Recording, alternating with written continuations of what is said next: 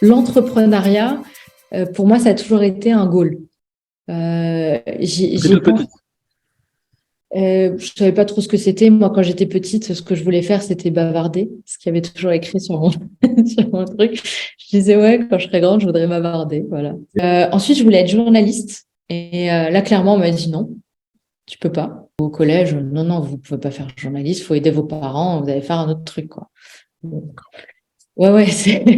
Et toi, t'es jeune et un peu influençable, donc tu dis, ah bah mince, c'est pas pour moi. J'ai jamais eu de vocation. Comme je savais pas ce que je voulais faire, il y avait rien qui m'intéressait plus qu'autre chose. J'aimais bien l'histoire, mais j'avais décidé que c'était pas quelque chose qui allait me faire manger. Donc il fallait trouver quelque chose de pas mal. Donc je me suis mise dans la gestion, compta, gestion finance, tout ça. Et voilà. Et puis après, j'ai eu une carrière dans le marketing, dans le web marketing. Parce que c'est ce qui marchait quand je suis sortie d'école.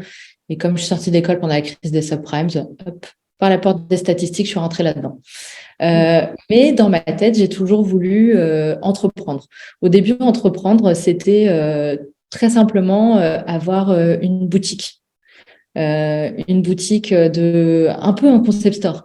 Vendre des fringues, vendre des accessoires, etc.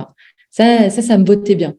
Mais quand j'ai commencé à faire quelques recherches et de me dire ça coûte quand même pas mal d'argent, de l'argent que je n'ai pas et hors de question de m'endetter sinon je dors pas. Donc j'ai un peu oublié ces rêves d'entrepreneuriat. Et puis après un jour, je suis d'origine tunisienne et donc je vais souvent en Tunisie. Et un jour, j'ai eu un mariage, une de mes cousines qui se mariait. Et cette cousine a proposé un thème à nous toutes, ses cousines.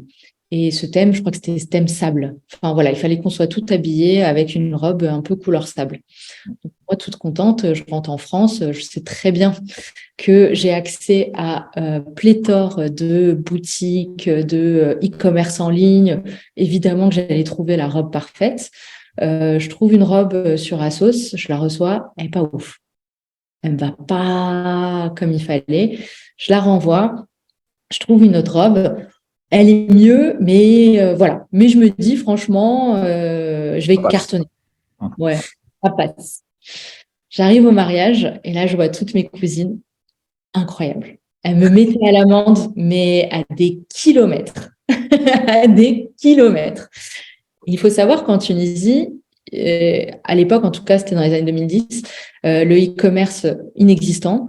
Les boutiques de fringues coûtent hyper cher parce que soit c'est importé et donc ça coûte encore plus cher qu'en France. Et au regard du salaire moyen, autant dire que c'est inaccessible pour l'écrasante majorité de la population, mes cousines inclus. Voilà. Et donc, qu'est-ce qu'elles ont fait? Elles sont allées voir une couturière. Elles ont acheté leur tissu tout ensemble, elles sont allées voir une couturière et elles ont réalisé des robes incroyables, très abordables et elles étaient beaucoup plus belles que moi. Donc, à partir de ce moment-là, j'ai commencé moi-même à changer mes habitudes. C'était pas encore à la mode, mais je m'étais mise à la seconde main et à la friperie. Et c'était assez difficile pour moi de me mettre à la seconde main à la friperie. Ouais, parce que c'était quelque chose de manque d'amour. De très mal vu. T'habiller avec des fringues que quelqu'un d'autre avait mises. Aujourd'hui, c'est complètement accepté, complètement dans les mœurs et c'est même très valorisé. Mais à l'époque, il faut savoir que fallait être trendsetter, mais en plus, fallait être solide sur ses appuis. Donc, tu changes tes habitudes. Et comme d'hab, j'allais en Tunisie, je me faisais faire des fringues. Et là, à un moment, je me suis dit, faut vraiment que je lance ce produit-là. Il y a quelque chose à faire.